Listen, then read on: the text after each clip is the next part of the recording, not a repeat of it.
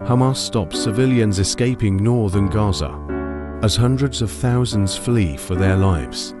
Israeli military says terrorists are blocking convoys as Netanyahu tells soldiers. The next stage is coming with UN warning Gaza is being pushed into an abyss.